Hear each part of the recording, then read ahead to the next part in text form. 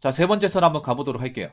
댓글 컨텐츠고, 영상 제목, 수원 거주 40대 중반, 5인 가족 가장인데, 요즘 회사에서 보면 기본 대출 3억 이상이던데, 다들 어찌 살아가는지, 라는 영상에 달린 댓글입니다. 연끌 관련 영상이죠. 죄송한데 제가 연끌 관련 영상은 사람들이 많이 보시더라고요. 이 댓글 적으신 분이 연근이 아닌 것 같습니다. 5인 가족 가장이라고 정말 대단하시네요. 어깨가 많이 무겁겠습니다. 5인 가족이라고 하면 그런 겁니다. 자녀가 3명 있다거나 아니면 뭐 어머님을 모시고 사신다거나 그럼 5인 가족 되거든요. 제가 봤을 때 5인 가족이라고 하는 걸 봤을 때는 뭐 어머님을 모시는 건 아닐 테고 자녀가 3명 있는 거죠. 어떻게 보면 국가에 굉장히 기여하신 분이에요. 대단하십니다. 국가 인구 증가에 막대한 기여를 하신 분이네. 와, 근데 대단하시네. 5인 가족 키우려면 돈을 얼마나 벌어야 될까? 여기서 우리가 중요한 건 이분이 뭐 연끌했다는 건 아니고 주변에 연끌하신 분이 많다는 거죠. 3억 이상요. 뭐 수원 아파트 살려면 3억 이상 해야겠죠. 수원도 집값이 비싼 곳이니까. 특히 저기 영통구 같은데, 광교 신도시 같은데 이제 들어갔으면 3억이 아니라 한 6, 7억은 받았겠죠. 예. 거기 들어가신 분들 진짜 광교, 예. 진짜 미칠 광이죠. 미치고 팔짝 뛰겠죠. 예. 그분들은 어떻게 살고 계신지 좀 궁금합니다. 와, 나는 살면서 뭐 대출 같은 걸 받아본 적이 없다 보니까 3억, 4억 이렇게 대출 받는 게 어떤 느낌인지 잘 모르겠습니다, 이게. 근데 제가 봤을 땐 수원이나 화성 같은데 이제 집을 구입하신 분들 그 정도 받았을 거 아니에요. 집값이 그 정도 하다 보니까.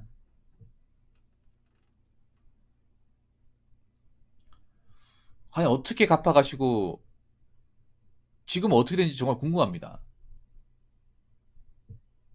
지금 3억의 대출이면 3억 대출에 지금 금리면 한 6, 7% 하지 않을까요? 6, 7%면 보자. 3천. 와, 이자. 한번 이자 계산기 한번 계산해 볼까? 아, 무섭네요.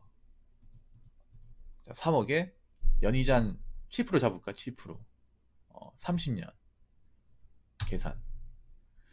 30년 계산하니까요. 어떻게 나오냐면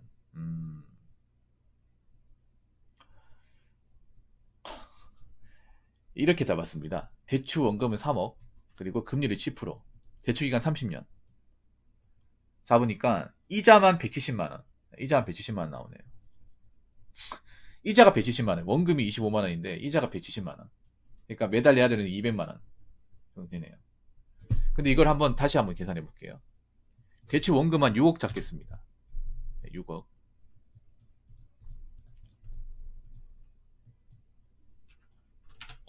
6억 잡고 금리를 7% 잡고 30년 계산 드리면 와.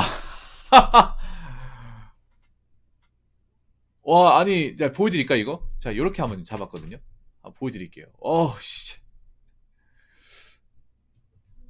아마 이런 수도권 이렇게 잡으신 분들 많을 거야. 잠깐만, 수도권. 서울에 아마 이 정도 잡으신 분들 많을 것 같은데.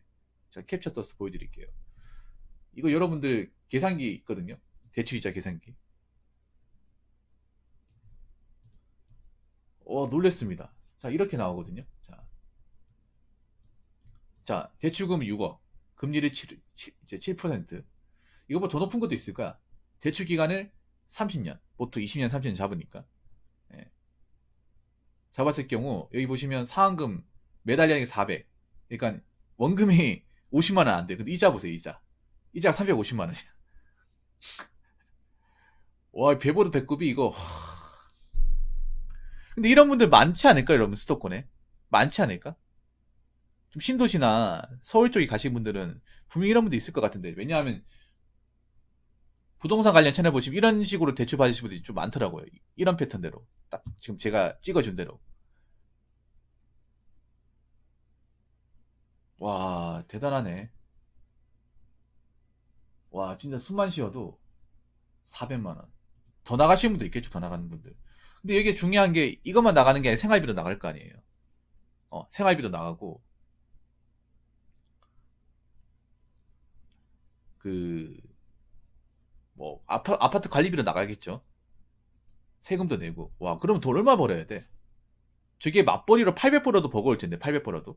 근데 맞벌이로 800이면 진짜 많이 버는 거죠. 맞벌이 가정에서. 엄청나게 많이 버는 겁니다. 보통 대한민국 맞벌이 평균이 한 500만 원이에요, 500만 원.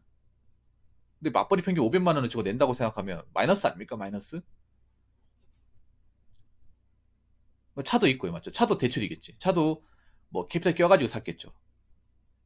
와. 저거 800 벌어도 아마 버거울 겁니다. 800 벌어도. 세금 떼고 800 벌어도 버거워요. 둘 다 대기업 다녀야 돼. 근데 그런 분들이 얼마나 있겠냐고. 별로 없겠죠. 와.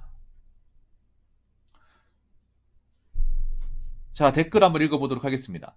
맘카페 한 달 450 원금이자 갚는 거 힘들다는 글에 청약받아 6억 대출 받아야 한다고 댓글 달았던데 하하 6억이 남의 이름인가?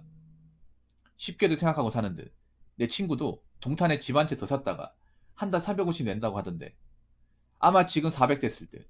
코인 투자 잘못해서 집차 다 날리는 사촌도 있고 자살했다는 이웃도 있고 내 주변에도 그런 사람이 있다는 건 대한민국에 영끌비투 가정 진짜 많다는 거.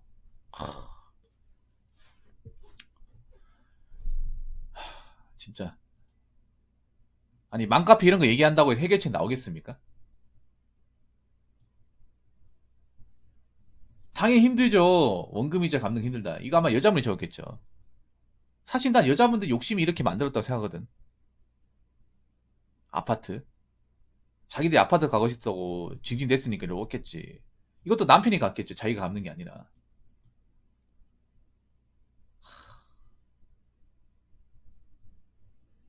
근데 여기서 뭐 맘카페 얘기해봤자 뭐 달라질 게 뭐가 있어. 뭐 금액이 줄어듭니까? 여기서 뭐 머리 맞대가 얘기한다고 해서 해결책 나옵니까? 근데 어떻게 보면 자업자득이야. 자업자득. 아니 보통 신도시 같은데 아파트값 오른다고 막 앞으로 계속 오른다. 계속 오른다고 막 거의 뭐 사이비 종교처럼 막 그렇게 외치고 거기다가 뭐 아파트값 떨어진다고 얘기하면 회원 탈퇴시키고 신고 눌러가지고 가입 못하게 만들고 그랬던 사람이 누굽니까? 그랬던 분들이 누구예요? 맘카페 회원분들이잖아. 여기 완전 그 어떤 얘기하면 여기 무슨 거의 뭐 다른 세상 같다. 여기에서 뭐 싫은 소리 하면 강퇴시켜버린다. 그런 말 많았거든요. 한 2년 전, 3년 전만 하더라도 여기 뭐 신도시 아파트 여기 이제 곧 내려갈 텐데 이런 얘기 있었잖아. 그럼 바로 신고 눌러가지고 탈퇴시켰습니다, 여러분. 그런 짓을 일삼았던 곳이 맘카페예요. 근데 가장 어떻게 보면 궁지에 몰렸네요, 지금 상황에서는.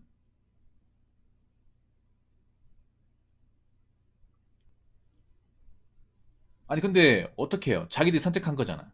아니 자기들이 벌린 거 아닙니까? 책임져야죠. 책임져야 될 거 아닙니까? 특히 저기 어디야? 어 특히 저기 우리 퐁퐁시티 퐁퐁시티에 계신 분들이 유명했잖아요. 나는 가장 궁금한 게 저 동탄 1기, 2기 사시는 분들을 어떻게 해결하시는지 가장 궁금해요. 제가 봤을 때 삼성 다녀도 버거울걸요. 삼성이 근데 지금 위험해요. 삼성이. 지금 이게 지금 아마 동탄이 지금 앞으로 좀 상황이 안 좋아질 게 왜냐하면 동탄에 거주하시는 분들 남편이 대부분 삼성 다닙니다. 삼성 다녀요. 근데 동탄이 지금 집값이 반토막 났어요. 완전 반토막. 더 날 수도 있고요. 동탄은 지금 수직 하강이 장난 아니야. 수직 하강이 장난 아니에요. 음. 동탄이 집값 거품 장난 아니었잖아요. 근데 이 거품이 빠지고 있잖아요. 아직도 계속 빠지고 있고. 거기다가 대부분 남편분들이 삼성을 다닐 거예요. 삼성전자. 근데 삼성전자가 상황이 진짜 안 좋아요, 지금.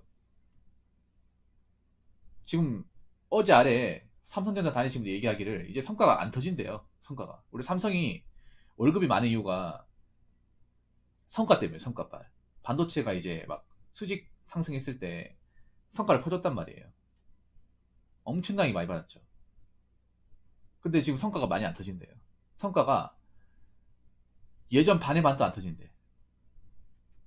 거기다 아파트 가격 내려갔고 거기다 금리는 올라갔어요.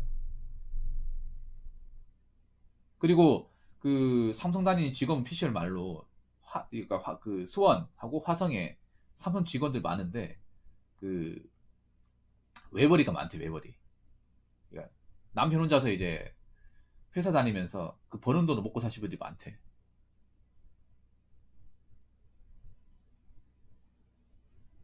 그 버는 돈으로 이제 이 한 달 월급 이자하고 아파트 관리비, 그리고 뭐 생활비, 그리고 공과금 해결하겠죠.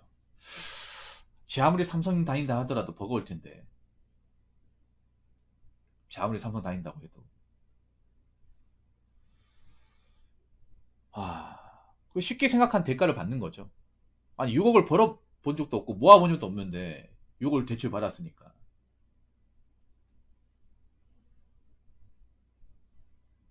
아니, 생각해봐. 6억을 모아 본 적도 없잖아요. 6억 근처에 가본 적도 없죠.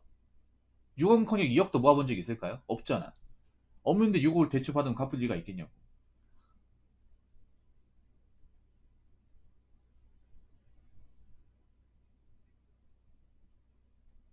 거기다가 지금 상황이 너무나 안 좋죠.